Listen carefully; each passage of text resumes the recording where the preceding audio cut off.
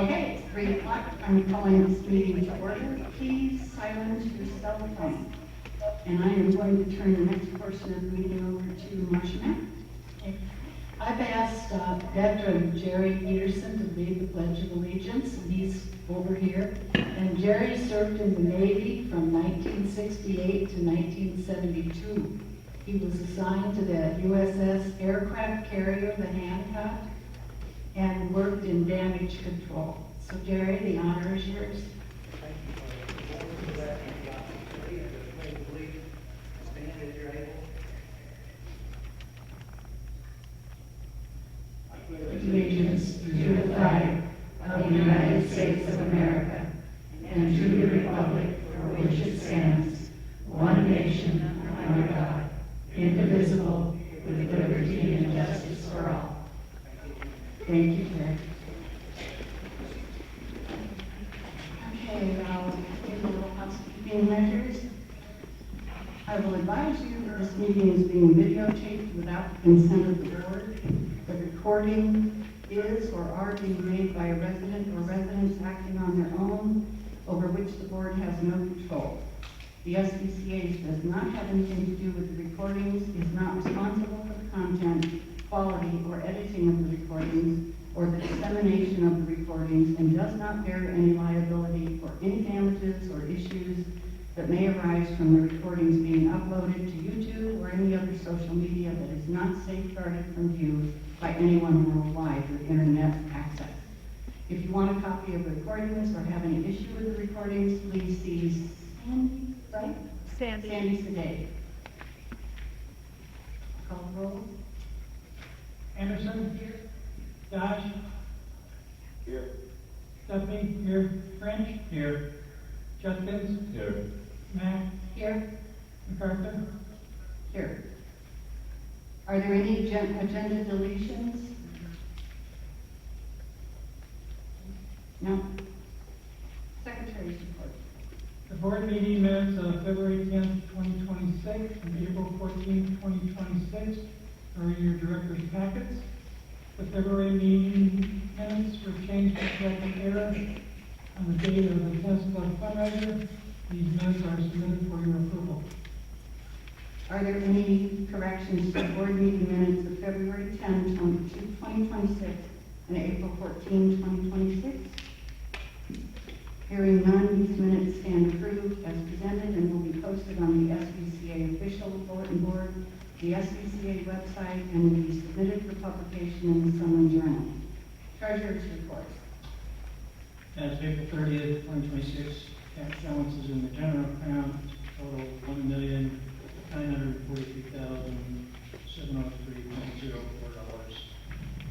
March 31st, the cash balances had been $2,094,157.64, so there was a decrease in funds of $150,454.60. You see the sources of cash coming in had been association dues and other things such as home sales and so forth. Use of cash going out, general operating expenses, and the purchase of capital assets. So let's say total uses was 217.42, which is a decrease of $150,454.60. As of April 30th, the cash balance in the restricted replacement reserve fund was $2,450,013.13. As of March 31st, that figure had been $2,414,719.26. So it was a increase of $35,293.87. Actually, that source of cash was number of sales and interest income accounted for that. Uses of cash have been for rooms 3 and 4 remodels. As of April 30th, 2026, the cash balances in the restricted capital asset fund total $32,598.98. As of March 31st, that balance had been $32,585.96, an increase of $4.02, which is related to interest. Manager's report. Year-to-date operating revenue is ahead of schedule for the budget variance. Events are a little bit behind schedule. Bingo's ahead of schedule. Overall, we're very positive for the budget for the year. Sales for the month of April came in at 20, which is still trailing the 20-year average by about 20% for sales on the whole. Architectural Control Committee. The committee meets every Thursday at 11:30 in the HOA office conference room. But we'll start the summer schedule starting in May. The next meeting will be May 7th, 2026. The committee reviewed 83 requests, 81 were approved, including 8 paint, 13 shingles, roofs, 9 windows, 7 pavers, 5 pergolas, 4 driveways, 3 east block walls, gates, landscape, rock, 2 each decorative walls, garage doors, gutter repairs, 1 addition, door, porch, columns, exterior lighting, mailbox, shed, stucco, and trash enclosure.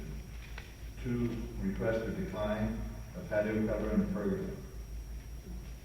Community standards.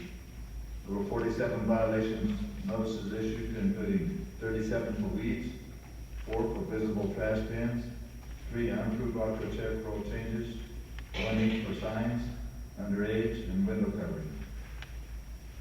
Buildings and grounds. The Buildings and Grounds Committee meetings are generally held the first Wednesday of every month at 3 o'clock in the auditorium. The committee did not meet in May. The renovations in rooms 3 and 4 is scheduled to begin on June 1st and will require complete closure of both rooms for approximately 4 to 6 weeks. The project will entail painting, electrical, and plumbing work, replacement of ceiling tiles, and replacement of existing cabinets with new base cabinets and countertops. No decision has been made concerning the replacement of the existing flooring. The next Buildings and Grounds Committee meeting is scheduled for June 3rd at 3 o'clock. Budget and Finance. Budget and Finance Committee did not meet in April. Courtesy Patrol. The patrol issued 2 open garage door notices. This is good news, people. That's great. Communications Committee.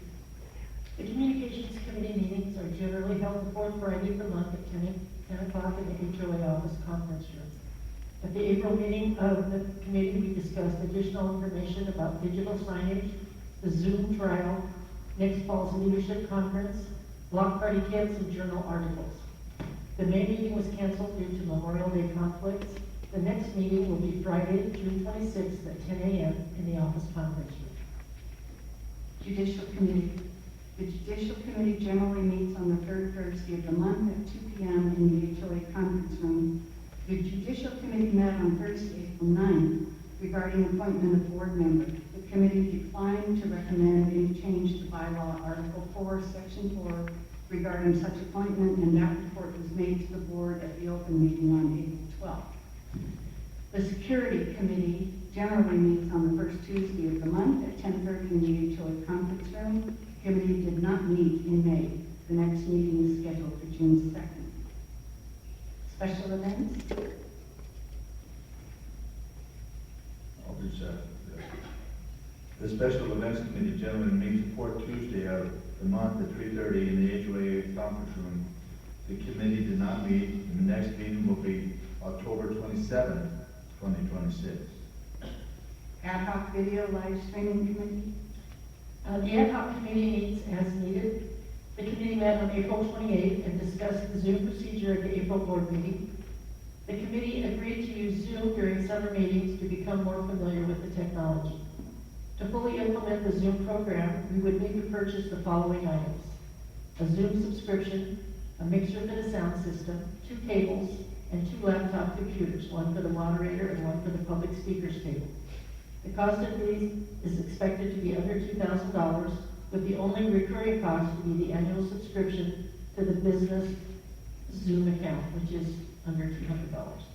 The committee agreed to recommend to the board that the association purchase the Zoom subscription and the hardware technology necessary to use Zoom effectively.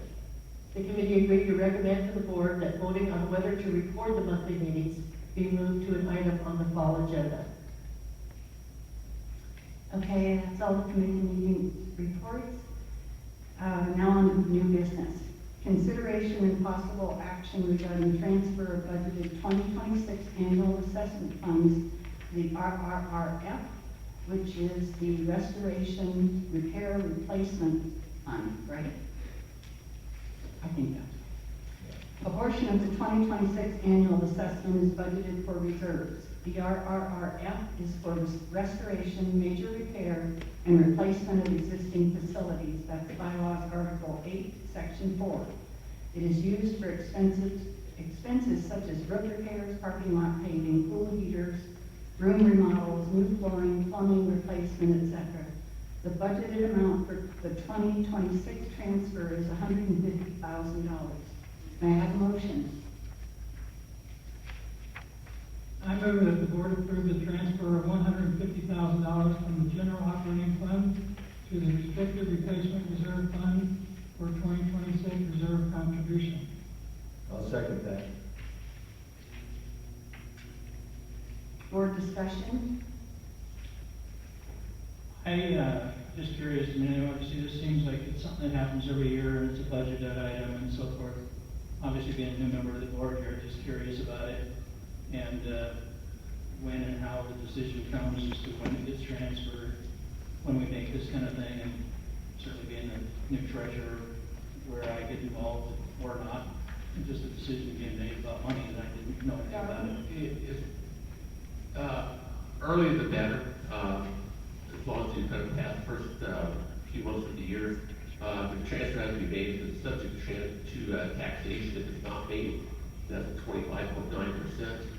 So in the funds reserve plus moving into an account that pays a higher interest rate. So earlier in the year is better, first quarter, second quarter for sure. Any other board discussion? Member comments? Come on, you guys. You know somebody has to make a comment. I guess it'll be me this time. My name is Wayne Lystrom. I live at 4840 East Flossmoor Avenue. The question I have is, for that $150,000, do you have a plan for where that's going? It goes into the restricted reserve fund, and then it's just for any replacement or repairs, for anything that comes up with the reserve study, or has to be replaced or repaired. So I guess the next part. It comes out of the operating account, goes into the reserve account. The accounts have to be segregated in order to, for taxation purposes and accounting purposes, so they have to be segregated. So that's why this transfer has to be done in order to be segregated from the operating account. Otherwise, then it's subject to taxation, 25.9%. So we don't have items that we're gonna do for $150,000. We're doing it to help. No, we should reverse No, it's funded, it's an ongoing, the reserve fund is for an ongoing repair and replacement. It's not something a one-time event or 1 year event, it's ongoing funding. So it's not like it's allocated to one specific issue. Okay, that's good. Wayne, if I could. So they have a list of things budgeted for this year, and we went over that earlier in the year. And this association is so responsible that they have listed things that need to be fixed or repaired or replaced out to the 2040s, I believe, on the reserve study. So this year's stuff, we've looked at. Some things we deferred, and some things we said, yeah, let's leave it in there. But we have to move that money into this account, so when the pool pump breaks, or when we have to resurface the pool, or when we have to do whatever we do, the money's in there to make that decision. Perfect. Perfect, thank you very much. Any other member comments? Tom Hall. Anderson, Yes. Dodge, Yes. Duffy, yes. French, Yes. Jeffkins, Yes. Mack. Yes. Arthur, yes. Yes. 7-0, motion passes.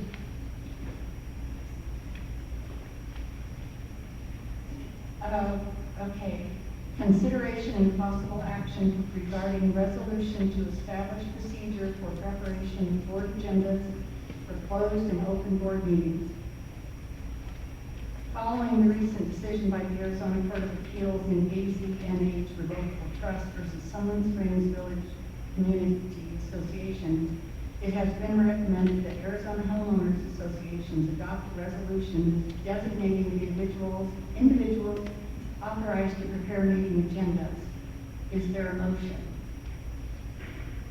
I move that the board delegate authority to the board president in coordination with the general manager and with input from board members to prepare and finalize agendas for all regular and special board meetings, subject to applicable law, Arizona laws, the association's governing documents, and any board-adopted agenda preparation policies.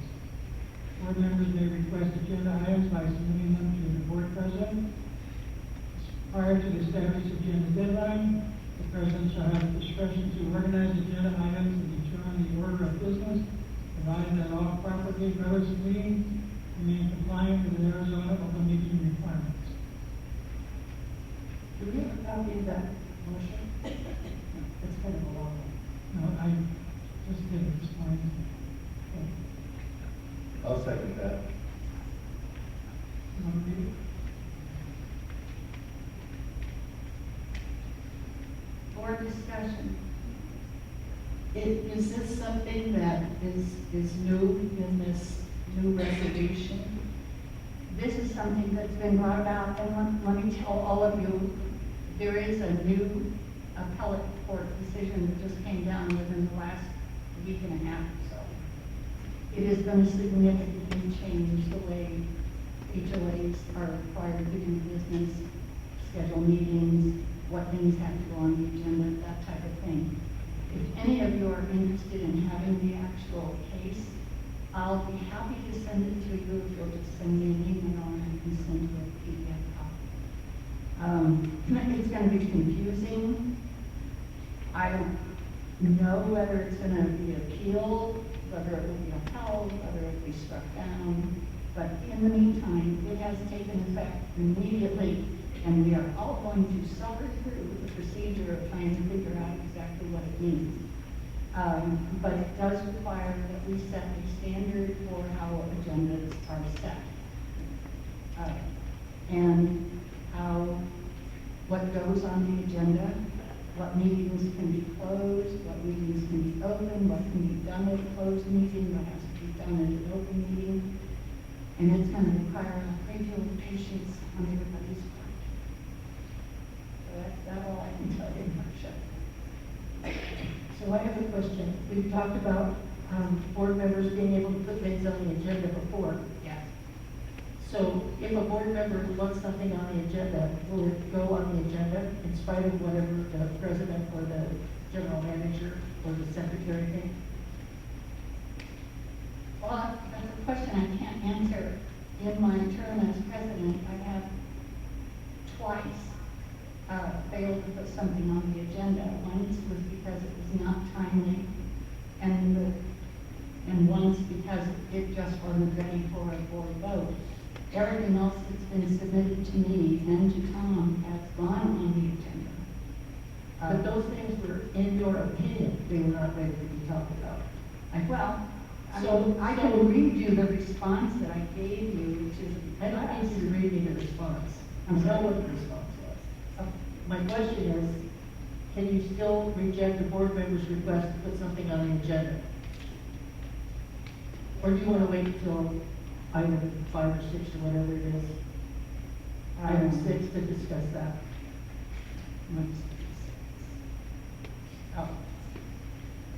I think it's probably appropriate for item 6. Okay. Any other board discussion? As far as us making a change or having a vote right now on this, I think it's a little bit premature in that we haven't, item 7, we're talking about potentially meeting with the attorney to discuss some of the ramifications of what this ruling means for the village. And I'm not sure why we wouldn't wait until we have that meeting to potentially vote on this particular item as well. I think I'd like to have more details in my mind about what that ruling means and how we do conduct business going forward after having our meeting with our attorney. I would concur with Richard. There's a lot that we don't know what it all means, what we don't do. So I think looking at it at this point would be better if we perhaps able to delay them until we had a chance to meet with the attorney and have a few more. Tom, are you going to? The other reason, I'm the one who suggested this, based on watching video from two different attorneys that are dealing with this new court ruling, and reading another one in an email, and they all recommended that our very first meeting, that we should put something like this on our agenda to make ourselves, so we have a procedure in place on how we do agendas. I think we can still go later and have our attorney in and get more detailed explanation, but I don't think this is a great change from what we're doing now. Basically, agendas go to the board president with input from the general manager, input from the committees, and input from board members. Very rarely have we ever had board members come with board agenda items, but I think it's wise that we follow some of the guidance from the attorneys that I've seen so far and try to get a written policy in place. Could you read the motion again? Because I didn't hear all of it. It's not a big change, basically, for what we have been doing.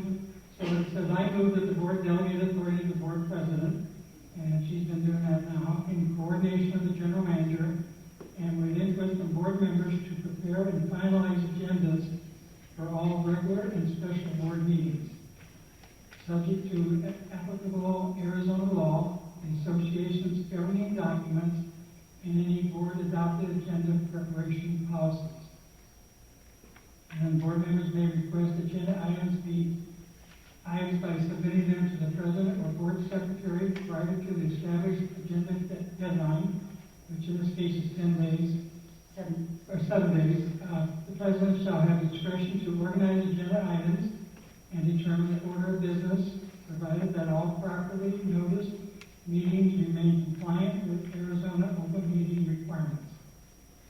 So basically, we're doing the same thing. We're getting input from the general manager, because he has a pretty good thumb on everything's happening in the association. Get things submitted by the board members, and then they coordinate those things and we put it on the agenda. I went back and looked at a lot of the items that were on previous agendas. I went back actually about 4 years, and the majority of them, there's a certain amount of them come from that are put on the agenda because they're laid out in our documents, so they have to go on certain times of the year, and for certain things that happen. They come from the president and to the board. A lot of them are coming from the general manager, but he's aware of things that are happening with the reserve setting, things like that, and presented to the president, and they come to the board. Same thing with a lot of things that come from the general manager to the budget committee, and then to the president, and then to the board. Many things come through the judicial committee, but from either the president or the general manager. And the same things with buildings and grounds, and you go on down the list. And most of these things were on our agenda items, were most generally either generated by a committee or something that the general manager called our attention, or something the president was aware of. Very few items came from any other sources. I have a question. Okay. So if we pass this today, and after discussion with the attorney, we decide we want to amend that, and I would like to see it in writing at some point. But if we pass this today, and then after discussion with the attorney, we decide it has to be amended, then we can do that at the next meeting, is that correct? Correct. Are we going, okay. We can do that. And my second question is, it says in here that it has been recommended that the Arizona Homeowners Association adopt a resolution. Who recommended that? CHDB law firm, Mulcahy law firm, Shaw and Lyons. So we've already talked to the attorney then. Well, we've read they put out a bulletin, which, I think They've I also, asked you to subscribe to. It is in the Okay, bulletin. it's in there, it's in there. all the bulletins, yes. And that's one of the things they really stressed on what the association community could do to protect themselves. Because one of the things that was in the lawsuit that things were being done in closed meetings, and there wasn't any step procedure for this association that was sued to how they formatted agendas and how they came up with those agendas. So that was one of the things that they were recommended had to be changed. I think once again, with all due respect to all of that, I think it'd be beneficial to either have a work session and or meeting with our attorney and all of us learn a little bit more about what the requirement is and potentially table this and do it in June. That's my thought. Is there any more discussion?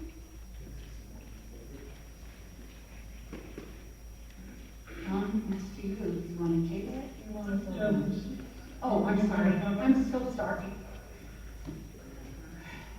Comment?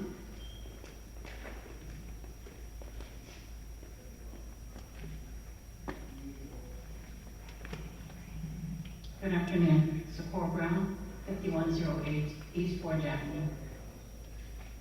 I understand that the statute 33-1804 to state that the association members have the right to comment on any issue the board is going to vote on, quote, before the board takes formal action on that item, unquote. So I am requesting that the language of the proposed change be read in this open meeting so we, the membership, has an idea of what you're voting on and can make appropriate comments. This new statute is from the Arizona Court of Appeals, who issued a published opinion in AZNH Revocable Trust versus Sunland Springs Village Homeowners Association. This decision is effective immediately and applies to all Arizona HOAs and condominium associations. Thank you.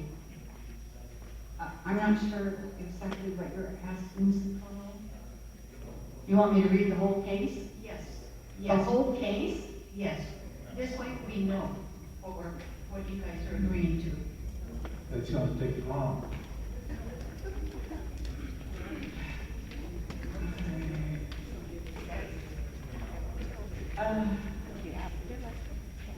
Yeah, another comment. You know, maybe, I guess another good reason why jumping into this, maybe we could make it available, online to read it. And then, like I said, we could revisit this issue in our next board meeting.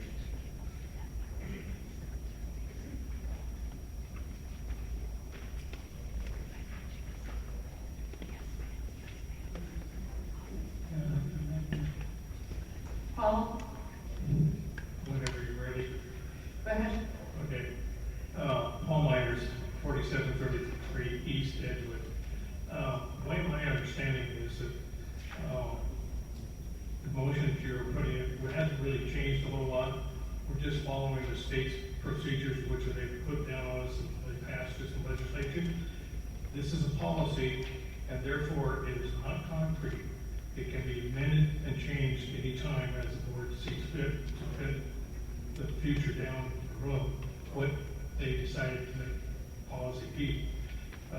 The other thing, when that happens to be confirmed and in concrete, that we have to follow black and white. That proceeds goes to our judicial committee. That's for, we have a change in our CCNRs if need be. And then that would be voted on the residents voting in January. So really, with the motions on the floor is a process that we have to go through, but it really is not anything in concrete that we're locked into.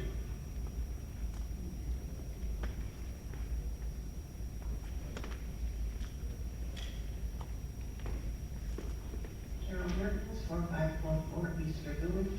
I just have a question. It says establish procedure for preparation. Why can't we see the establish the procedure, then go about voting on it, because this makes no sense to me whatsoever. I mean, I know there's a lot of rules and regulations, but if we could see it in writing what is going on, I think that would help us all, rather than just say, okay, here it is, but what is it? We don't know. So if you could kind of explain that, because it didn't make sense to me.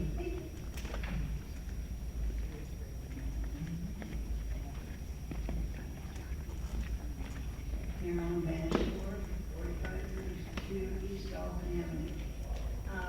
I don't really understand this also. I'm just going to ask you a very simple question. Does this mean, if you pass this today, that the president is the one who makes a decision on the agenda for both closed and open meetings? Is that correct? If this is passed today, is that what you're saying, Tom? She would set the agenda, yes. She With would. input from the general manager and, Buildings and Grounds Committee, board members. I feel like, I feel like that is limiting too much, because I think anybody at any time on our board should be allowed to decide something that needs to go on the agenda. Isn't that correct? Don't you feel the same way? I do not feel like one person, no matter who it is, one person should not be able to determine just what's on the agenda. And that's limiting too much, and I do not think it's fair and proper for either the board or our association.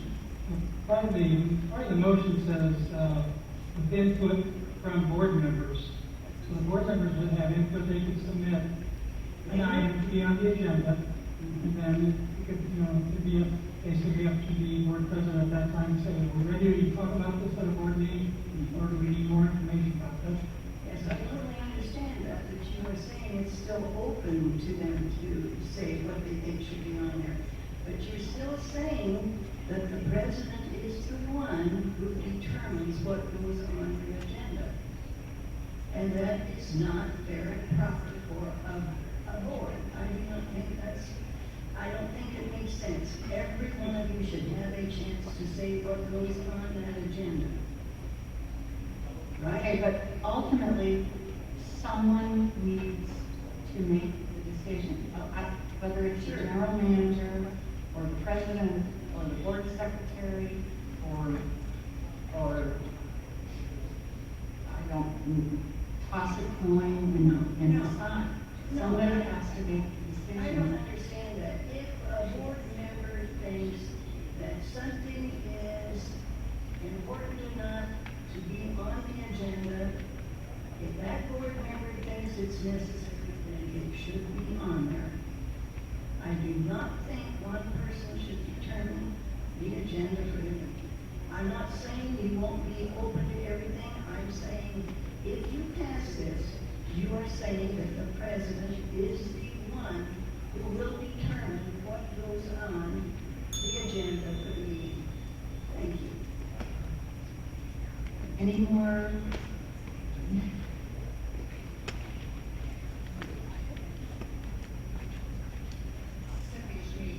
Could you spell your name? Can you have a little I can't hear you. SCHNIEG. I just have a comment on the language of the new procedure, and that is that word of input by board members. I think that's a little bit vague, and I think it's early to discuss it before we get to number 6 on the agenda, because by that discussion, you would have a definition of what you mean by input.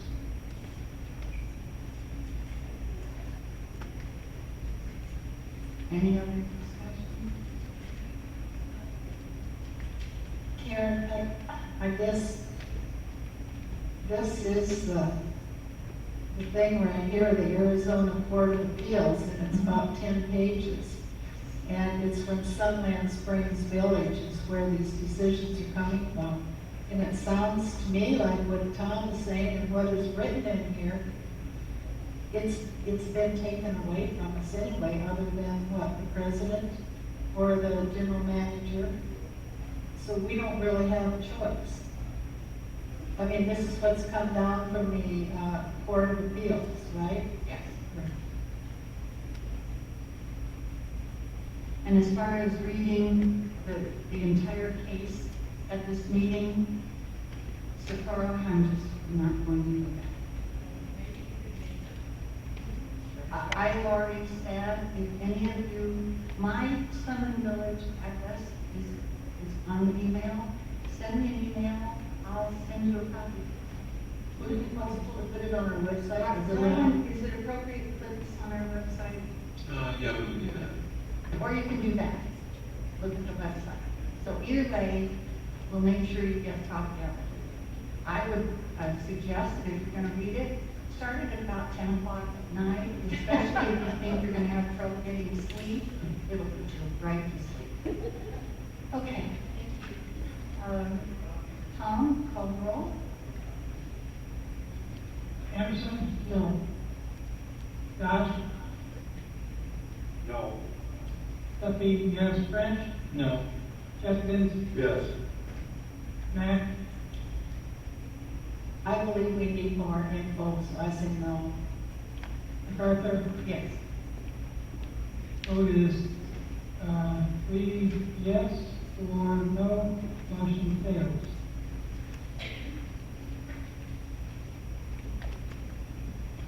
Okay, consideration and possible action regarding videotaping and recording of board meetings by the SBCA. Mark Gosh has requested this item be placed on the agenda. I don't have any more information.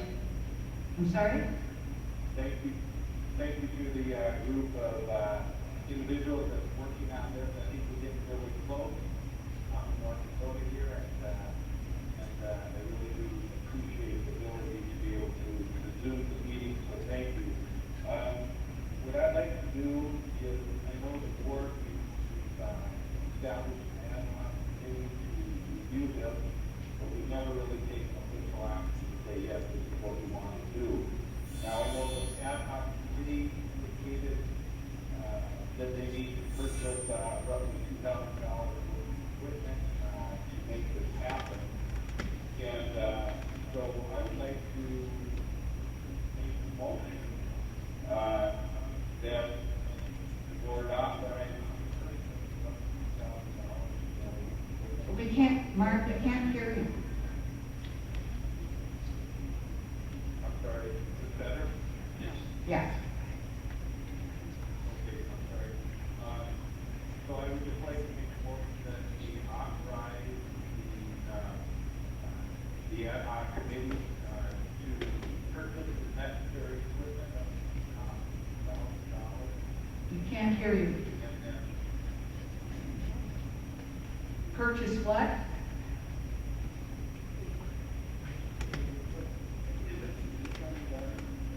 No. okay. How about now? That's good.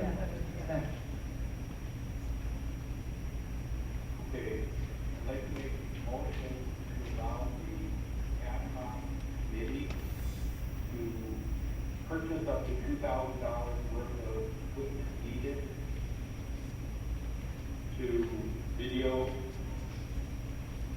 and eventually record our board meetings. Is that the entire motion? Yes, and that this be, and that the board officially begins to record the meetings as of the end of the year. That's exactly having the time to work out any other details that need to be worked on. Board will also have a work session on that. If there's more specifics that we need in conjunction with the ad hoc committee. Okay, I would like to point out that I'm not understanding when you say videotaping and recording. The ad hoc committee has already recommended that there be no vote on recording the monthly meetings until at least the fall agenda, because right now, it was discussed in the last ad hoc meeting brought up by Steve Bennett, and I think seconded by Gary, that we're gonna deal with one issue at a time, and right now, we're dealing with the issue of Zoom and trying to get it working properly, and we'll deal with the reporting issue, later this fall. Right, and, I'm certainly fine with that, but we do need, I feel, to authorize them to purchase the necessary equipment, so we can, during the summer here, or the next time we have a meeting, you know, we work on, getting the bugs out, but they do need the purchase of the equipment in order to, like, be able to move forward, so I just like that, or to authorize and of these money, so that they can continue on with this project. Hey, Mark, Oh, going back to the ad hoc committee, the last time we met, the $2,000 that we talked about was to purchase equipment so we could, 2 laptops and the cables and the license so we could do the Zoom portion.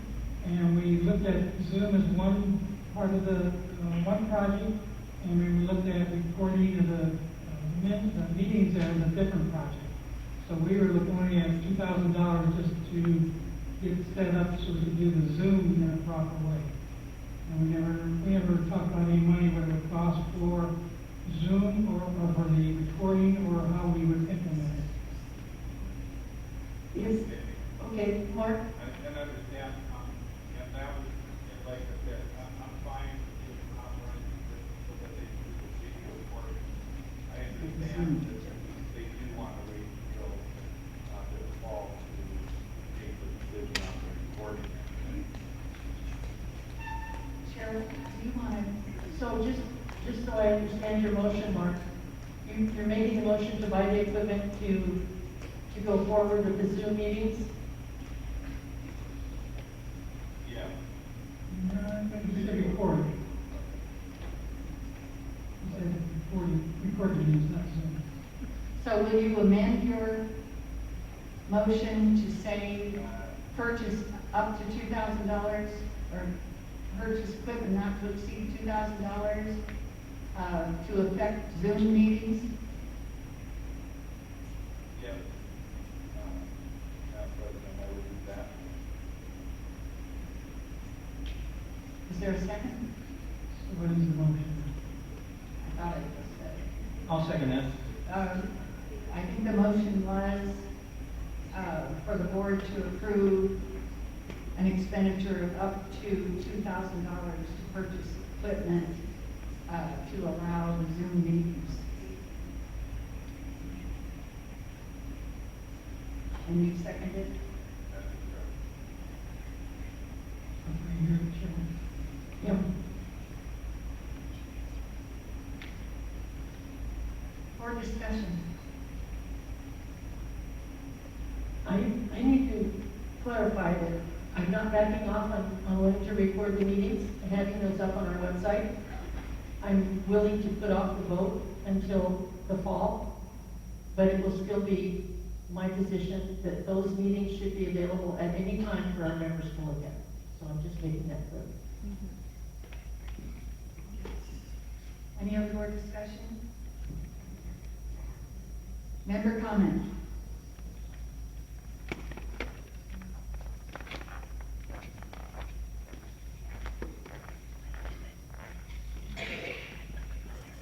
Linda Lander Kessler, 5044 East Florian Avenue. And I have been involved in several HOAs, from one that was very badly run to this one which is well run. I also have a background that says we were very legally liability. I do not understand the resistance of not having your board videoed or at least audio taped just for your own protection. Any other member comment?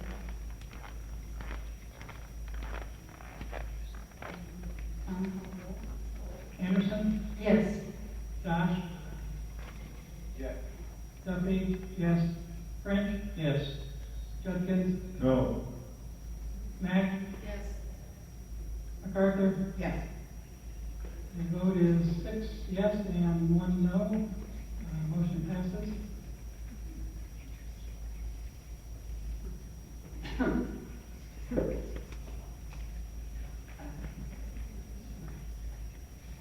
Okay.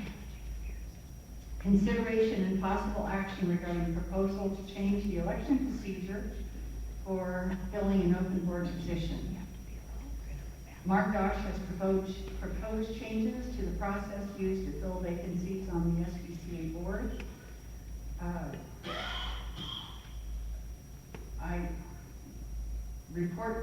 I'm quoting, report from the Judiciary Committee, alternate suggestion for Mark Dosh. The proposed changes are in your board packet. Board discussion. Can somebody read those proposed changes? Because we don't have a board packet. Madam Chair, if I may begin, there was an amendment made, I don't know if the board received that. Yeah, we did. Okay, and I'd just like to kind of give first a brief overview. You know, based on the last election, I think there were a lot of upset people, dealing with kind of the outcome and the board actions that followed. We had over 100 people in each of the following 3 meetings that I think were visibly upset with things and felt that we needed to change things. Numerous people that felt that perhaps there was a little bit of gerrymandering, whatever going on. You know, unfortunately, the way Chris Appleton delayed her resignation from the board, you know, when you knew months in advance she would be leaving, and waited until not only the election was over with, but the election of the new officers had occurred, and then 2 days later, immediately resigned. So, in an effort to kind of respond to some of the responses that was getting from people, I come up with a proposal that I think would help eliminate what we went through this last election cycle, and that is the copy that I provided you. And basically what it says is that provided that the effective date of the resignation is within 9 months of the most recent election, that the board would then select the next highest vote getter of those candidates that weren't elected, provided that that person received at least 25% of the votes that were cast. The reason for the 25%, to let you know, is we didn't want someone that maybe just threw their name in the election and didn't work or didn't campaign or didn't attend any of the meet the candidate sessions or anything like that. So that, you know, at least 25% of the votes cast, I think would be a fair amount. But anyway, if this particular provision would have been in place, then the third place finisher who received 290 some votes, almost 300 votes, would have been selected to fill that fourth position. And again, would have avoided all of that controversy. Then I went into number 2, and then just in the event that that person didn't receive at least 25% of the cast votes, or if there were no unelected persons in the last election, then the board would notify the nominating committee to immediately reconvene, and for a period of 10 days, should advertise the open board position on every available communication means, solicit qualified candidates, and then present those candidates to the board. And at the end of the 10-day nominating period, the nomination would cease, and then 7 days after that, the board, or the nominating committee would hold a public forum, just like they do, and in which board members and general public could ask them questions. And then after that, a special board meeting would be called, and the board would then cast their votes for one of those board members. And it just goes on to say that, you know, if after the second time this wasn't accomplished, and the board was in deadlock, as we were this last election, then the chairman of the nominating committee would automatically be appointed to the board as a temporary board member just until the next general election. And then at the next general election, the open 3-year position would first be filled by the highest vote getters, and then followed by the remaining one to fill the partial term that was vacated. So in page 2, I kind of give a little example of how this would work, so it's a little bit more understandable. But basically, in a nutshell, again, within 9 months, we just go back to the previous election and select the next one in line. If that doesn't work, if there's no one eligible, then the nominating committee would be reinstated, and they could come up with some additional candidates for the board to review. The board then votes on them, and if we select one, then it's done. If we can't, if we're deadlocked, then the chairman of the nominating committee steps in and just for that until the next general election. So I think it would clarify things. I think it would, you know, prevent some of the talk of what's going on, and how things transpired, and when did she resign, and all of this stuff. And I just think it would make it a little bit, a lot better, actually. So those are my comments. Any other board comments?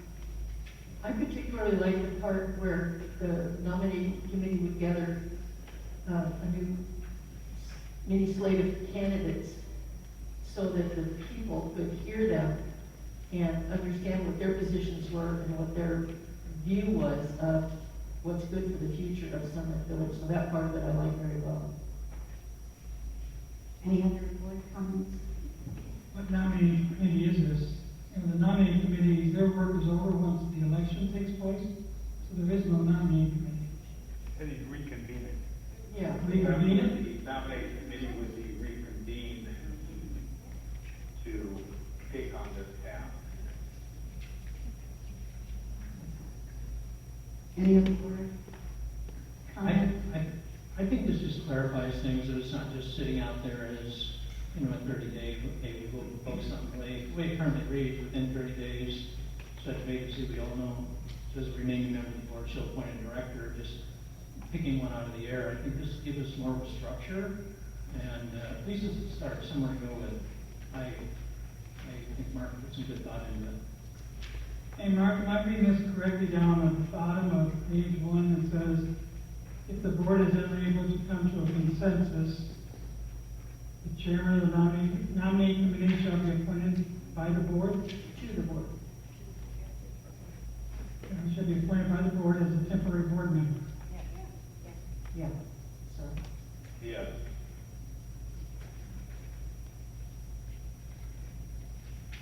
Any other board discussion? Any member comments?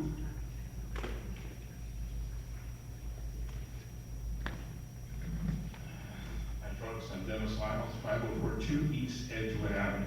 What are your name again? Dennis Lyles, L-I-L-E-S. I heard the previous proposal and didn't resonate with me at all. The only way to do this fairly is suck it up, spend the money, and call another election. Because, you know, having the board pick the next candidate or the one who got the most votes at the last election is still not a fair way to do it, okay? Now, if it's too bad that this person didn't have the integrity last time to say, hey, I'm not going to be here. But if you really want to have a fair election, I have a little bit of experience with Maricopa County elections. So it's not like I'm new to this aspect. But if you really want to do it right, spend the money, call another election, and even if it's in the summertime, people aren't here, well, that's just too bad. You know, this is the way it is. So that's my opinion.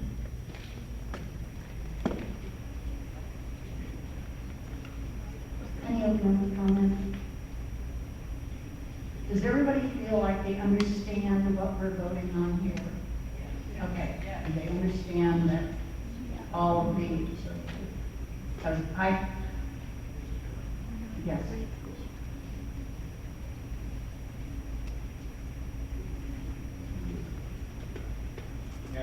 Paul Myers, and I'm on the Judicial Committee.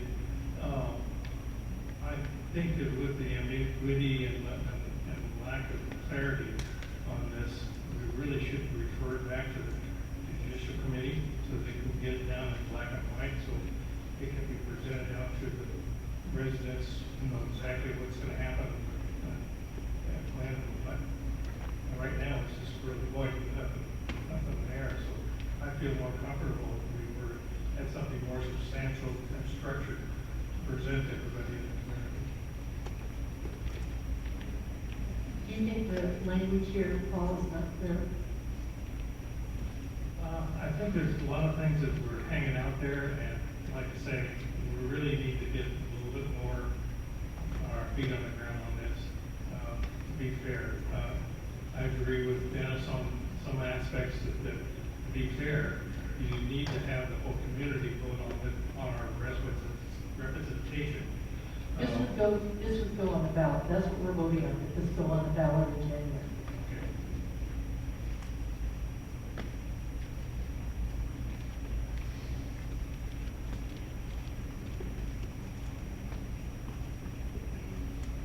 My name is Wayne Lindstrom, 4840 East Flossmoor Avenue. My question is this a policy or a bylaw change? Bylaw change. Perfect. Now, Mark gave you guys a copy of it. Yes. Next time, put that in here so. I can have it written. I can have the secretary read it. Okay, that'd be perfect. Okay.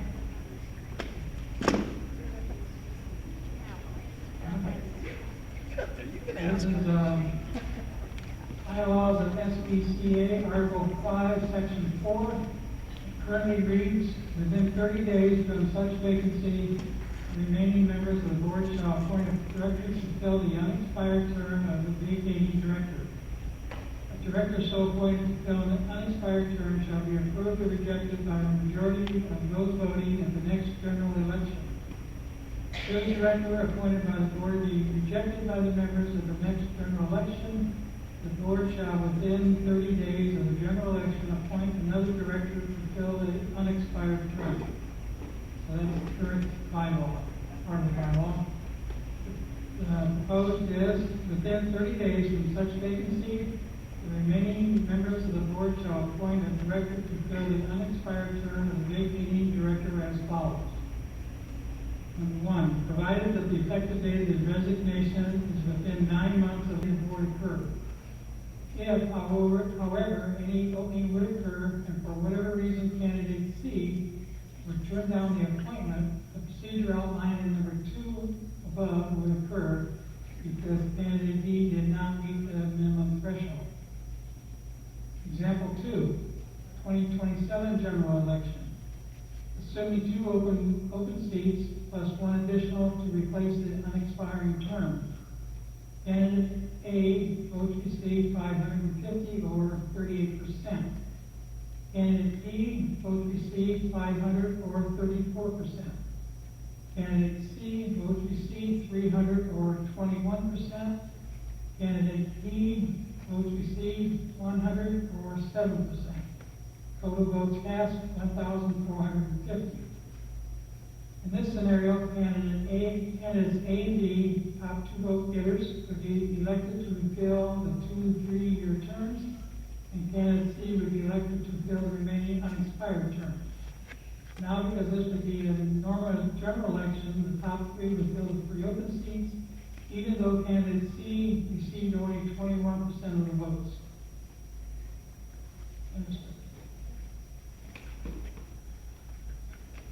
Questions? Everybody understand it? Yep. Bonnie Deitch, 4705 East Carroll Avenue. I think from a common sense standpoint, the verbiage in that makes very good sense. Thank you, Mark, for putting that together. And also, I'm wondering why, if we don't have handouts, we can't have something up on the screen to read. I thought that had something to do with Zoom. We're working on that. Okay.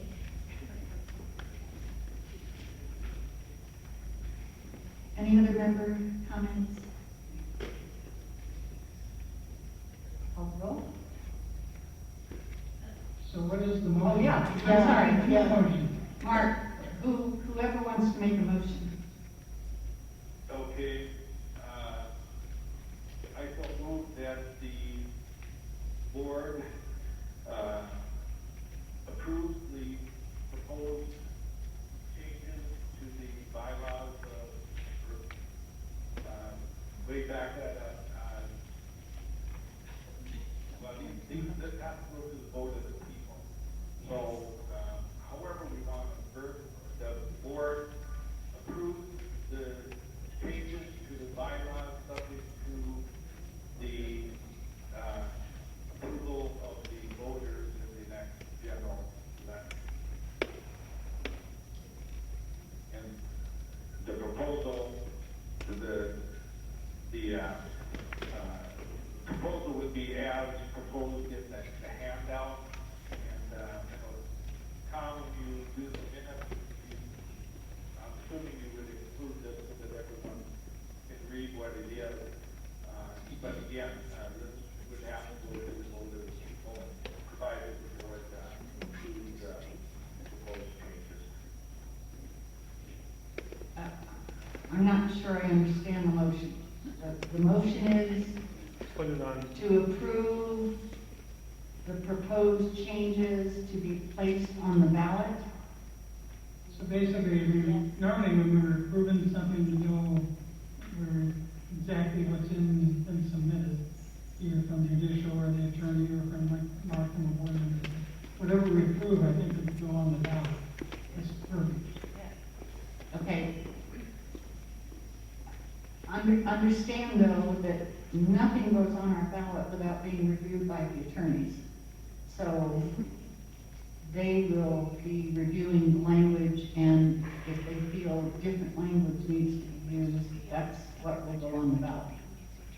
I would assume that it's up to the board to vote on what the attorney has recommended. Is that correct? I would think that would be appropriate. Yes, subject to the attorney approval. I'll second that, Mark.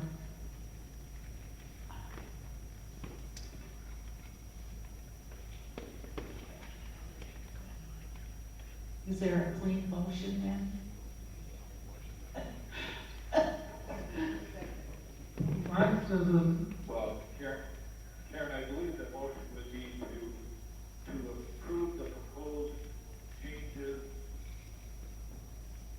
to Article 5, Section 4 of the bylaws as presented, subject to attorney's approval of the verbiage, and also subject to approval, or perhaps back up, that the board approves the proposal to forward on to the ballot measure. And you can kind of might come back to Karen and Tom, is the proper, you know what I mean, right? I think we need to come to it now, and we vote on it. So is it something like, I move that the board approve changes to bylaw section, or Article 5, Section 4, I think. And based on the proposal submitted by whatever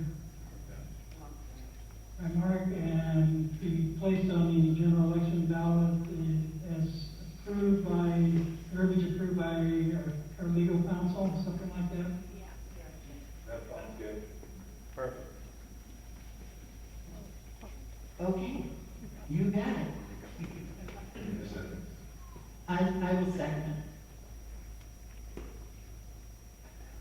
Who seconded? Marcia?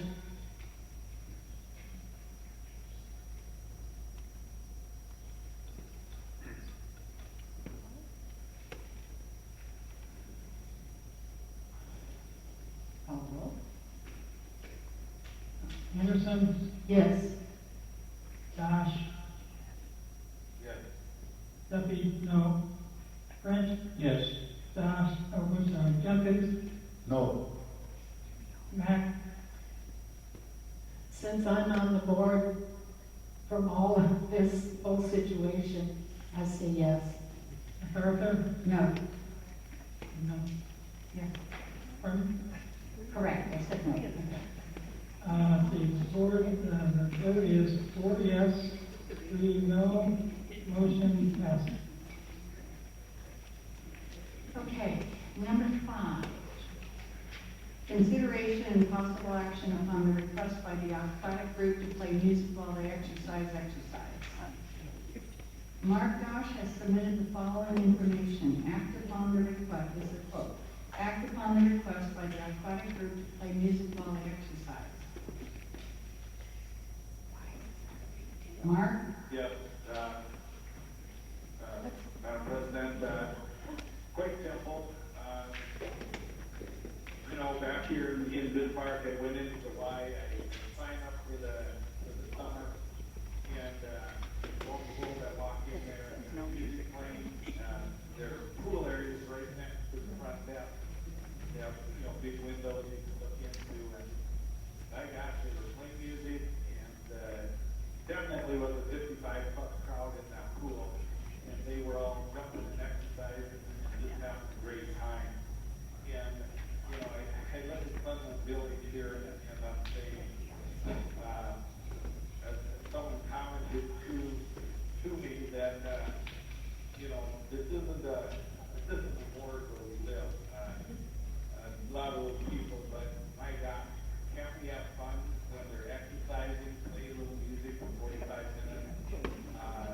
What's the harm in that? And so my motion is quite simply that we allow the aquatic group to play music during their exercise activity in the pool. Board discussion. I'll second that. You didn't make the motion yet. Yeah, I did. Oh, okay. So just that group?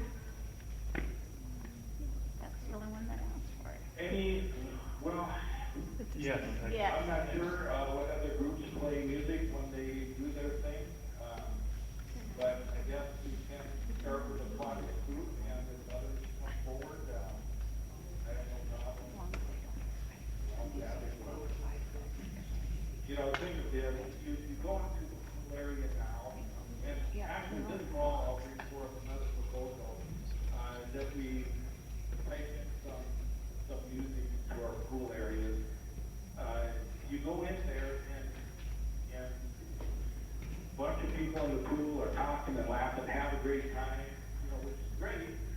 But if you want to go in there and just relax and have some, quiet time, you can hear everyone's conversation as you're laying there, and it's like, man, why can't they just play some nice tropical, easy listening to music, muffle some of that stuff, and everyone can really enjoy their time there. I guess that's how we're out here. And but let's start with the aquatic group, and if others want, because it's important, come on forward. And hey, you know what? We're trying to attract new and younger people to our village, and come into the lake. People are having fun, enjoying themselves. Why not?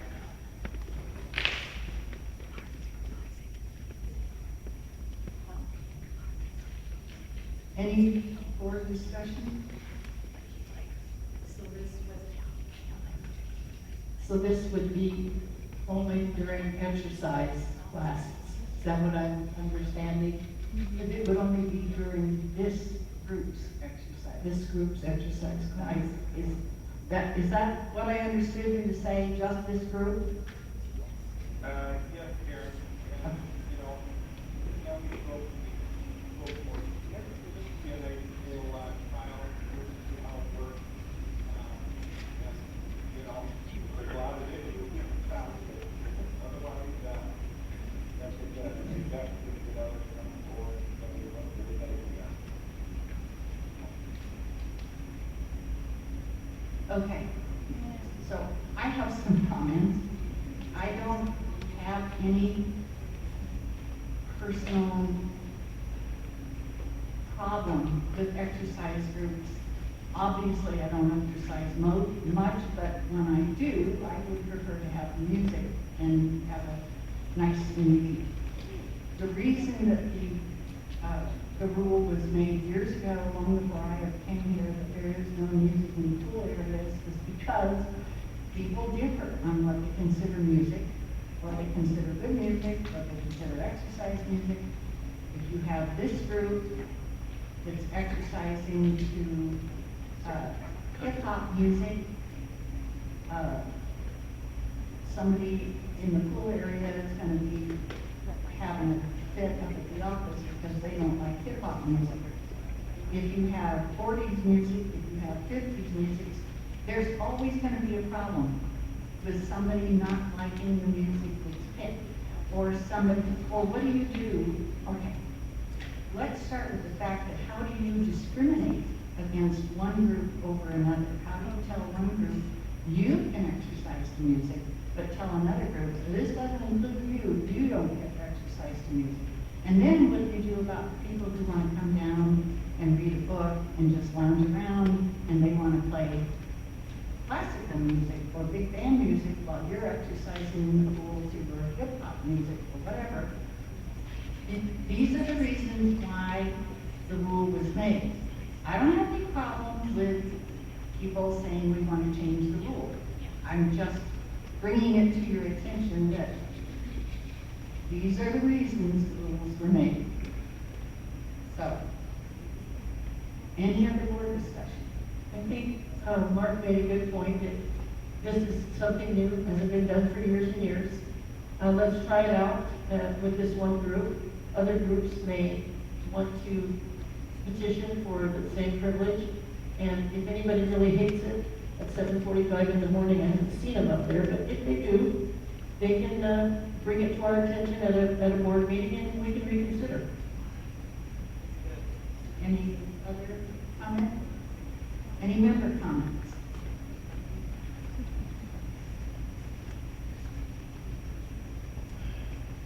Dennis Lyles, I look for 2 East Edgewood Avenue.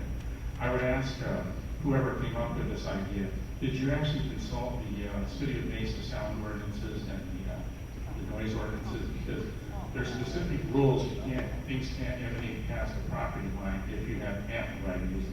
Okay? So, irrespective of whether they like the music or not, if somebody is like living across the street from the pool and they hear the music early in the morning and they're asleep, that's an issue.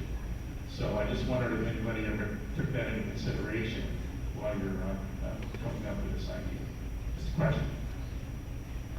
I think that it would not be amplified music, it would be from their own music that they brought on their boombox or whatever. Okay. I don't think they're talking right this minute about hooking it up to any amplified area-wide. Okay. City Hall, 4548 East Edgewood. I concur that the idea is not to have a boombox or something that's going to be extremely loud. It's just enough emphasis to give you, like Karen said, whether it's cleaning house or doing water or whether it's music just helps it. It's just easier, it makes it more fun. It can get very dry, just like exercising with nothing going on. 1, 2, 3. It gets really dull. But there's no intent that I heard whatsoever about it being blasting by any means. And as far as other people maybe wanting to relax and silence. Times for these classes are posted. So therefore, if this is a 45-minute or an hour thing, then you know, don't go there with your book during that time, and then you have the rest of the day. I'm okay with the music. Any other comments?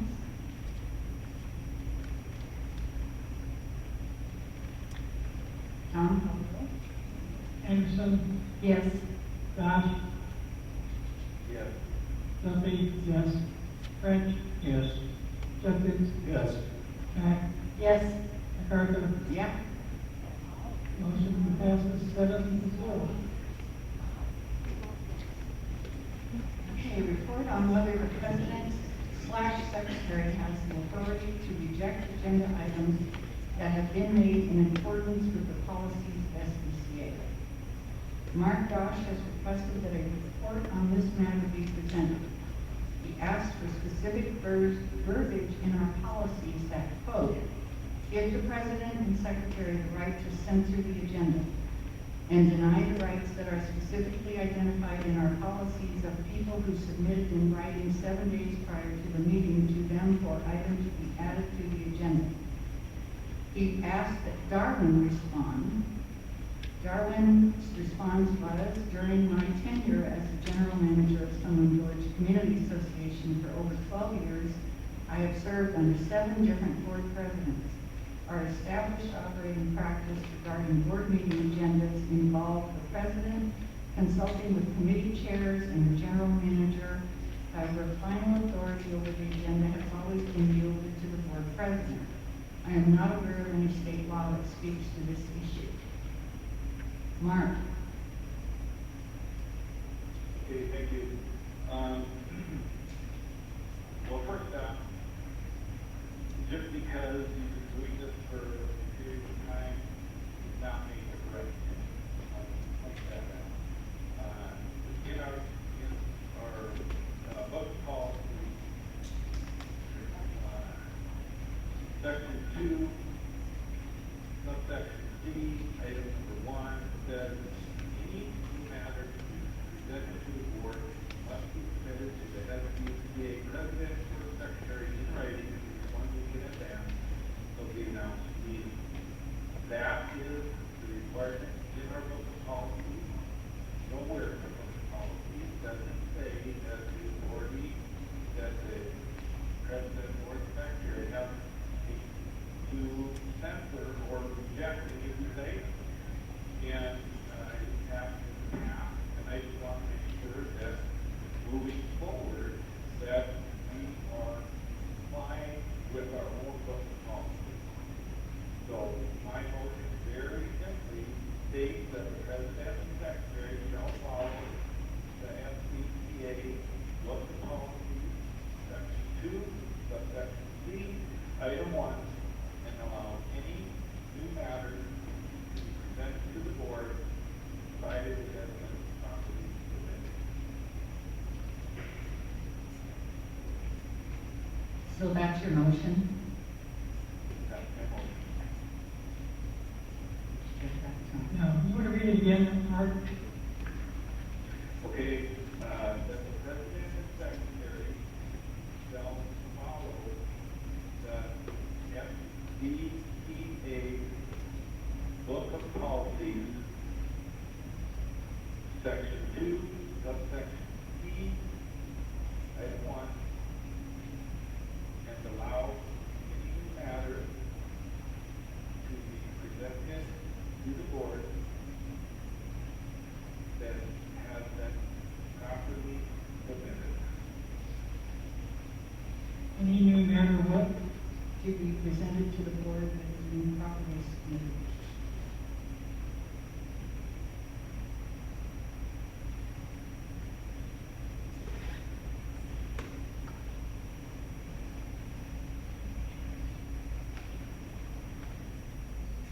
That's the motion.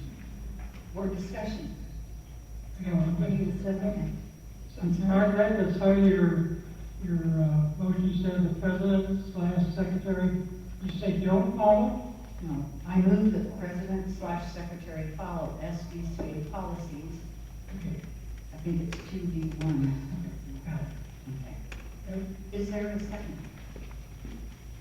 I'll second.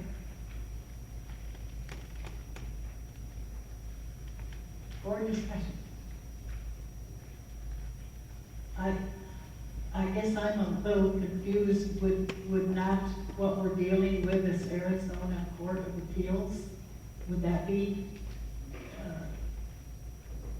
would that change? Yeah, I don't know. I have several questions. One of them is that the word property, which is an ambiguous term, properly submitted. Does that mean time-wise? Does that mean subject matter-wise? Does that mean it's ready to be voted on? Well, Karen, it just, what's in our current book of policy, if you want to change that, where it says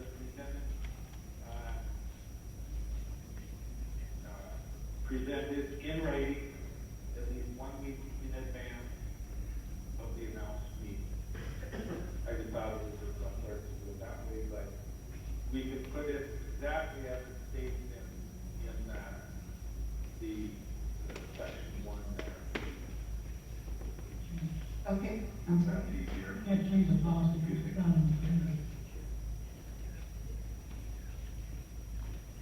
Okay. Explain that to me. Mark, are you suggesting we change the written policy in that section? No, I'm not. No. In fact, it's so you know, for ease, Tom, you can just say, you can just copy it exactly as it is in our book of policy, which says any matter to be presented to the board must be submitted to the FCCA president or secretary in writing at least 1 day in advance, or at least 1 week in advance of the announced meeting date. Just exactly. Okay.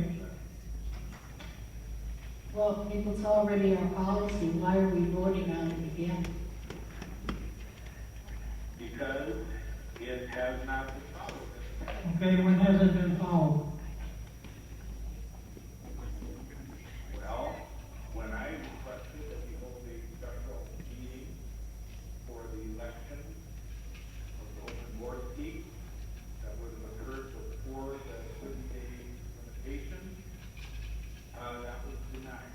Because we were told that there was no legitimate candidate. So it was refused to call a meeting or put it on the agenda. There was no. Also, with Aqua Group, like you have, I didn't want to bring it up, but the Aqua Group presented it in writing, got to the president, and the chief decided to deny it, amongst other things, saying it was presented to the board, and it wasn't. It says the board took action, and it wasn't. So those are two examples, Tom, where personally, things that it has not been published, and I want it in the minutes so that everyone understands that this is how we do things here. We don't, the president does not have to say what goes on or not. It leads to censorship, it leads to them deciding what we're going to talk about after the meeting, what we're not going to talk about, and that's the president. Okay, I only got about a third of that, so the only thing I can say to you is regarding the special meeting that you wanted to call, that was a special meeting. That had nothing to do with the agenda. That was a special meeting. The only time I have ever denied anything that you requested to be put on the agenda was when you requested it 3 days before the meeting. And I said, I won't put it on the agenda because it has to be put on the agenda 7 days before the meeting. Right, because you didn't get the agenda out 7 days in advance, so we could. We hadn't voted to do that at that point. We just voted to do that at the last board meeting. Karen, let's talk about the Aqua Group that we just, on their music. You want to talk about that, really? You want to bring that up? What does this have to do with I think to make things really clear, the board members were elected by this community.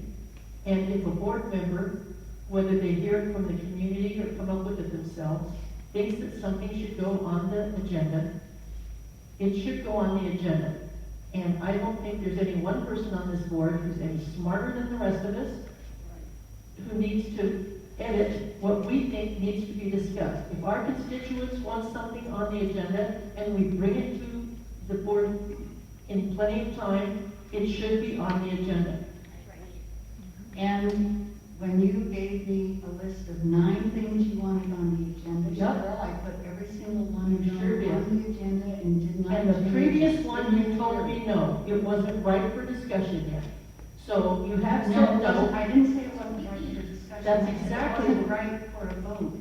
You asked to put a motion on the agenda to vote If on. you deny us the right to put things on the agenda for discussion, you are limiting what we can do for our constituents. You are not in charge of us and our constituents. If we ask for it to be on the agenda, it should be on the agenda. We can discuss it at the meeting. If it's inappropriate then, everybody will know it's inappropriate. We can take a vote on it. We can shut it down. We can withdraw it. But it should be on the agenda. Marcia, how do you think this comports with the new case law? With what? The new case law. Well, we're talking about the president and secretary having the authority to set the agenda. Now, is that for a closed meeting? See, It's for vote. According to the new case law. I'm sorry, what, say that again? Marcia had brought up earlier the issue of the president and the secretary, or the president or the secretary, according to the new case law, have to, the appellate court recommends that the president set the agenda, just like Tom recommended in his earlier motion, in his earlier recommendation. And I don't know how that new case law, I thought we had decided that we were going to try to go on to number 7 and consider the calling of a closed door meeting with the attorneys to find out exactly how we should be. I read the case, and basically it all boils down to, they were voting on things in closed executive sessions, and they were not advertising what they would be voting on. They would just go, we're going to have a meeting, and it's because we're having a lawyer present. That's why it's under some section, whatever it was. But they should have said, we're having a meeting with our lawyer under this section to discuss feral cats, or whatever the subject that they would be discussing. That's what they were chastised for. What we're looking at here is, I think it's very simple. If a board member presents something within 7 days, it should be on the agenda. We're not idiots. We don't put silly things on the agenda. If one person doesn't want to discuss it, or even 2 people don't want to discuss it, tough. We were elected by the constituents here to get work done. And if we have to wait month after month after month to get something on the agenda until it suits somebody who's in power, that's not efficient. You know, all we're doing here is codifying already what's in our book of policy. We're just codifying and saying, yes, we're doing what our book of policy says. Karen, if you think you've done everything fine, there's nothing to worry about. All we're doing is codifying what's already in policy. So, if everyone's good with this, what we're doing, then this shouldn't be an issue. All I'm asking is to recodify so that everyone remembers what our book of policy states, so that we can move forward here and have a clear understanding and won't have any of these issues moving forward. Let's just codify what's already in our policy, and I'm not adding anything new. Mark, excuse me, are you not adding that whatever the board members want on the agenda is on the agenda? The way it is, Cheryl, right now, is that any new matters presented to the board must be presented to the board president and board secretary. So it includes the board. So it's presented to them to put on the agenda, not presented to them to approve it for the agenda. Exactly. Thank you. Must be presented.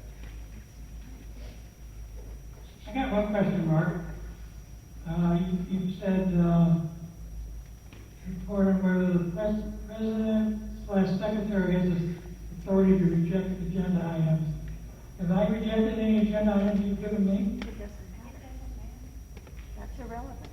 Well, you're not now. Okay, I just wonder why you put it that way. Well, I just, And I think, as being board president for, over 2 years before Karen, I think we did a good job. Anything that was presented to the board or as an agenda item actually ended up on the agenda.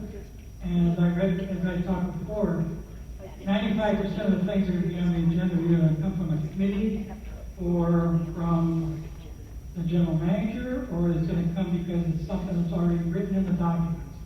In my experience since I've been on the board almost 6 years, very few things have come any other sources other than those. Very few ever came from any other board members. They just never hardly ever turned anything in. So if they have things to turn in, fine. That's great. The more things we get on the agenda to talk about, that's what we should be doing. I agree. But I don't think we've denied putting things on the agenda, maybe once or twice or something, maybe Karen didn't feel that it was ready to be talked about, and we need a little more input on it, some more documentation, and then put it on at a later date. That's the whole point. That's the whole point of this. Karen shouldn't be in charge of telling us what we want on the agenda, or what we should have on the agenda, or what she has approved for the agenda. If a board member brings it in plenty of time to put it on the agenda, then it should be heard by the whole board. If it's ready to be on the agenda, if it's like things we can act on, because our board meetings are supposed to be taking action on things. So in my mind, if something is on the agenda, it should be ready to be voted on and implemented. That's just something we talk about. Well, you can't vote on it until you talk about it.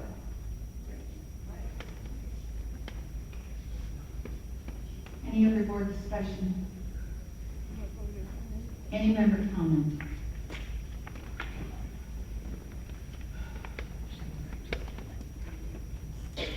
Marilyn Bashford, 4532 East Dolphin Avenue.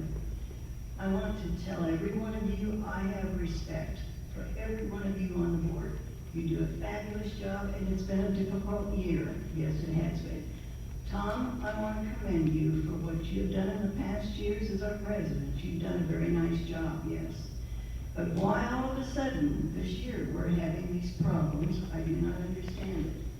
But in all fairness, never at a time should there be a time when one of you determines what should be on our agenda. Never should one of you get to do that. I think every one of you need to be respected in your position, and you have a right to say what needs to go on our agenda.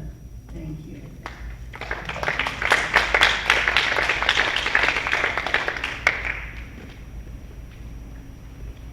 Any other member comment? Tom, call the roll.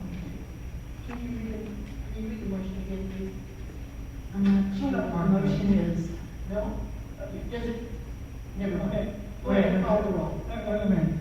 So it says basically the president/secretary follow the SBC book of policies and quote the section and allow any new narrative to be presented to the board that has been properly submitted 1 week in advance. Okay. Good, thank you. And was it seconded? Yes. Who did? Sure.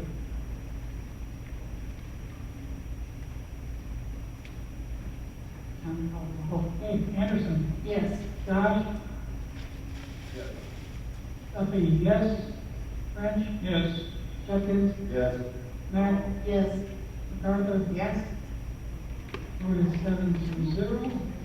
Motion passes. Okay, the last item of business. consideration and possible action to schedule a closed board meeting with the association's attorney. Following the recent decision by the Arizona Court of Appeals in AZNH Revocable Trust versus Sunland Springs Village Community Association, I believe it would be wise for the board to schedule a closed board meeting to discuss the ramifications of this decision on Sunland Village pursuant to ARS 33-1804A1. Board discussion. None? I question, would this be a closed meeting as well as in potentially an open work session, so that the public here also understands how this decision affects the community and so forth? This would be a closed meeting for the specific purpose of meeting with our attorney, so our attorney can instruct us and educate us on what we're supposed to do now, what our responsibilities, our limitations, our expectations are with respect to this new law, because they are significant. Okay, I understand that part. And then after we do that, would it behoove us to have an open meeting with, or just do another discussion at a future board meeting? Because I think everybody in this audience kind of wants an idea of how this affects us as well. I think it would be appropriate once we have met with the attorneys and decided how this is going to change. We keep in mind we can't talk about what our attorneys tell us, but we can certainly come back and summarize these are the changes that we are going to make because of this new law. And I think that's appropriate, and I think it'll benefit all of us to do that. So, does that answer your question? Any other board discussion? One of the changes that we have to abide by, you'll find out when you read the case law tonight, that it says that we have to be more specific in how we present our agenda items when we publish the agenda. For example, we try to follow for today's agenda. In the past, item 1 probably on the agenda probably would have been, we had something like transfer funds to the RRM. We reworded it to say consideration and possible action regarding transfer of the budgeted 2026 annual assessment funds to the RRM. So one of our tasks is to give you more information when we prepare the agenda so you actually know what we're going to be talking about before you get here. It's one of the changes. And there's going to be other ones, a lot that revolve around voting and how we do our closed meetings. One question with you. Again, I know we have to close board meetings.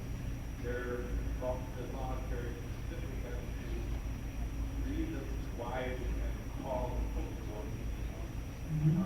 One would be legal advice, but it typically is in the guise that our association sued or something like that, or we're allowed to do it for private matters, wages and that sort of thing.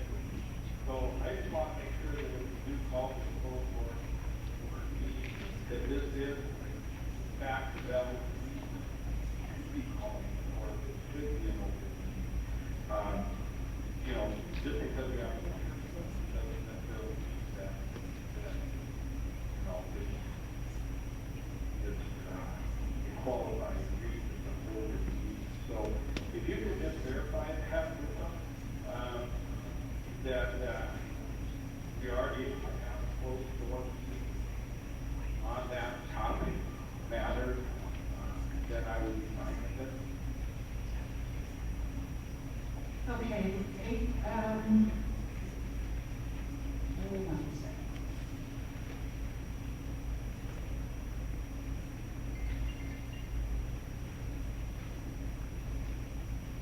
Okay, closed board meetings can be called for advice from an attorney, pending litigation, employee matters,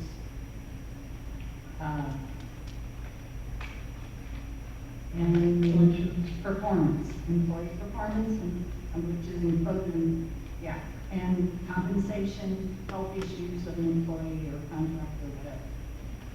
Those are only reasons we can call a closed board meeting. And when we do that on the agenda, we put the statute number that says why we're having a closed board meeting.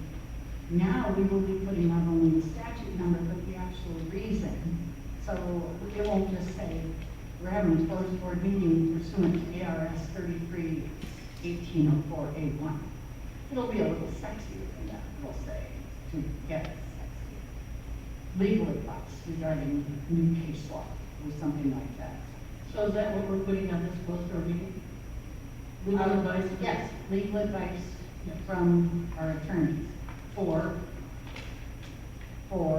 regarding the appellate court case. I have a motion, Okay, okay. Oh, wonderful, I'm so happy to. So that's what we're doing here. So, any other board discussion? No? Is there a motion?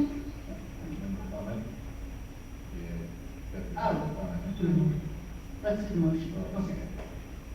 So I move that the board schedule a closed executive session with the association's legal counsel for the purpose of receiving legal advice and discussing the legal ramifications and potential impact of the recent Arizona Court of Appeals decision on association operations, governance, and compliance matters as permitted under Arizona law. That's a mouthful. Well written. I second that. Okay. Member comment? I'm back. I'm just curious, can you tell us what the attorney charges us for a fee when you meet with them? Most usually they are like so much per hour. Can you tell us what we have to pay our attorney, Darwin? Do you know? I believe it's $535. $535 per hour. Okay. I was just wondering.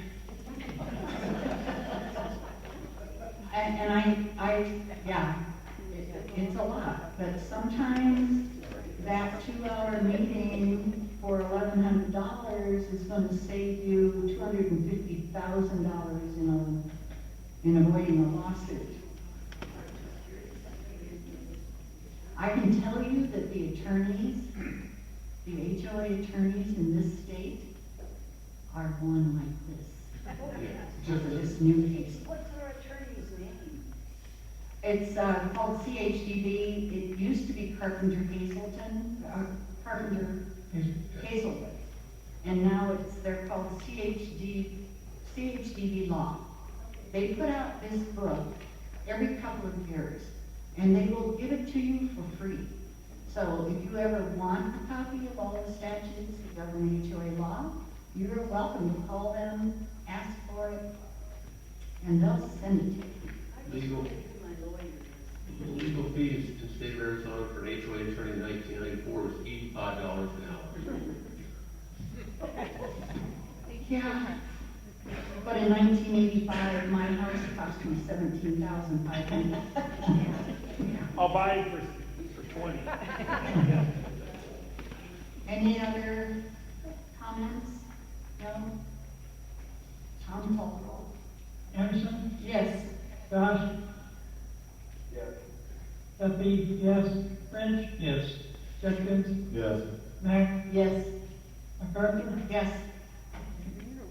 Vote 7-0, motion passes. So what I will do now is send an email to all the board members. Well, actually, I'll find out from Darwin when the attorneys are available, and then send an email to the board members asking their availability so we can set something up. Okay, we are now finished with our business portion. I now open the meeting to comments from the floor. All those speaking must be a member of Sunland Village Community Association. Please begin by stating your name and address, and then slowly spell your last name. Comments are limited to appropriate SBCA topics. Your comments are limited to 3 minutes.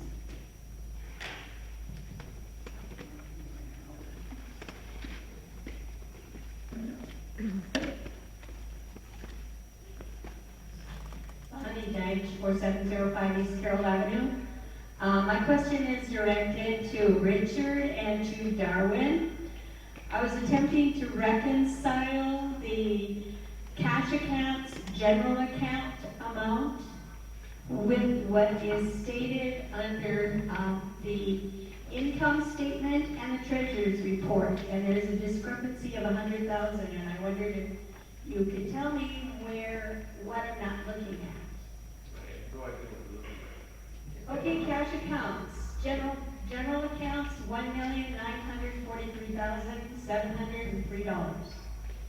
You go to the income statement, it's $2,044,166, which agrees with the treasurer's report. So can you tell me what the difference is? Yeah, the difference is one is income, the other one was actually cash in the bank. The general account, cash account, that's the cash in the bank. That's the amount of money in the bank. The income statements are actually income or expense.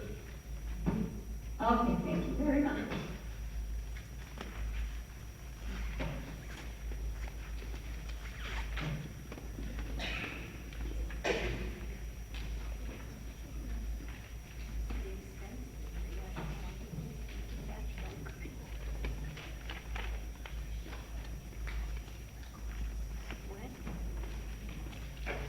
Again, my name is Wayne Lystrom. I live at 4840 East Flossmoor Avenue. The question I have is several phases.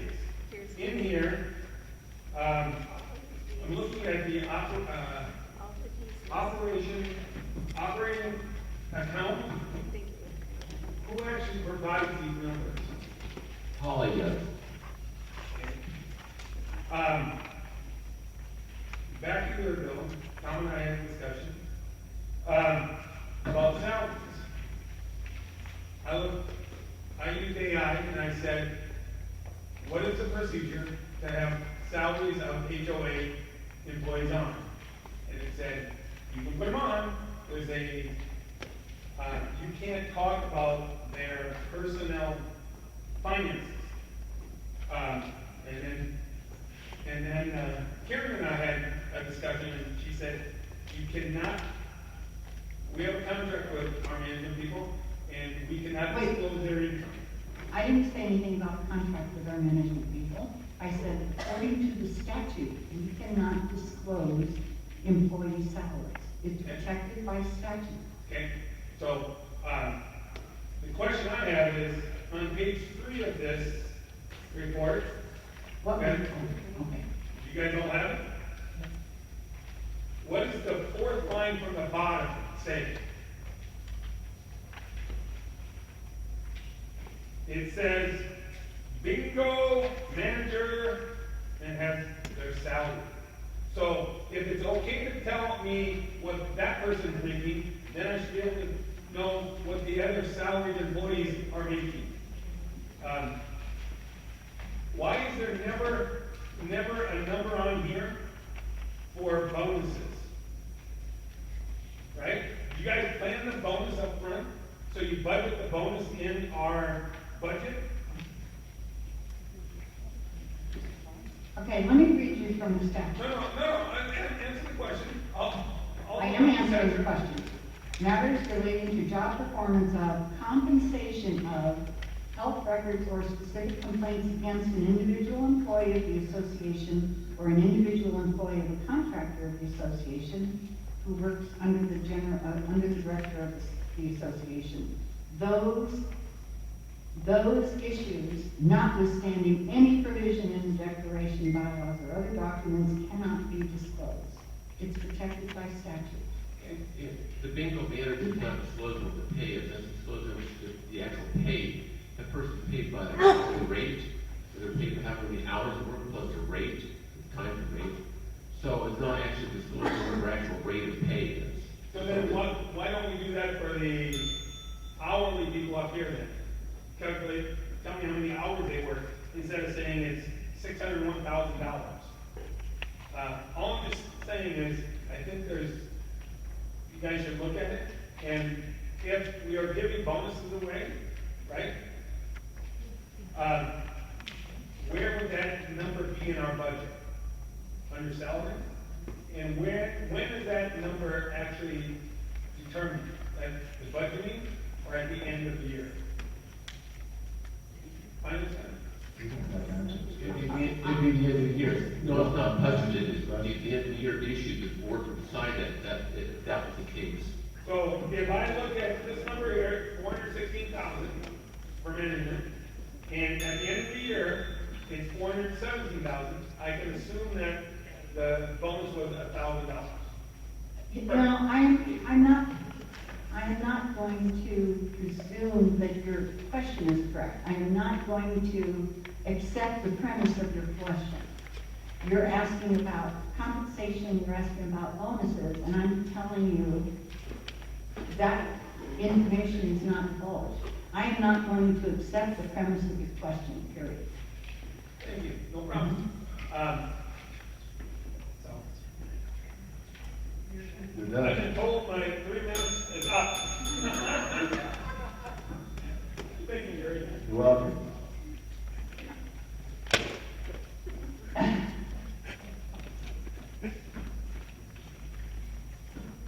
St. Paul again. I just have a question about, you said citation for weeds and that type of thing. Do we employ someone to go by and look at that, or is that reported by security, or how does that work? It's the employee that does that. Okay, and what happens after someone is cited for weeds, a dead tree, something like that? It walks through the process, three-step process, potentially leading up to fines, but walk through the process in the fine and enforcement policy. I just wonder because I see, as I walk through the neighborhood, a lot of houses that have many, many weeds, and I'm not talking the wildflowers, which are confusing. But I know that I had a dying tree that was only partially dying, and I had a lady who identified herself as Agnes, saying she worked for me. I mean, she was all over me about that tree and how it had to be taken care of. And yet I see a lot of yards with weeds all over the place, so that's why I was wondering. So do we just have one person that goes around and looks? Yes, is one person, is a long legal process in order to do it. Sometimes it's to be resist, or they don't comply, it can take a long time to get compliance. Thank you.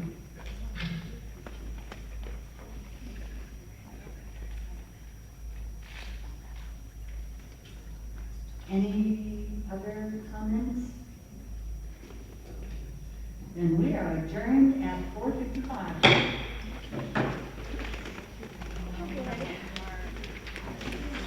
My car is gorgeous. I have the air conditioning running right now.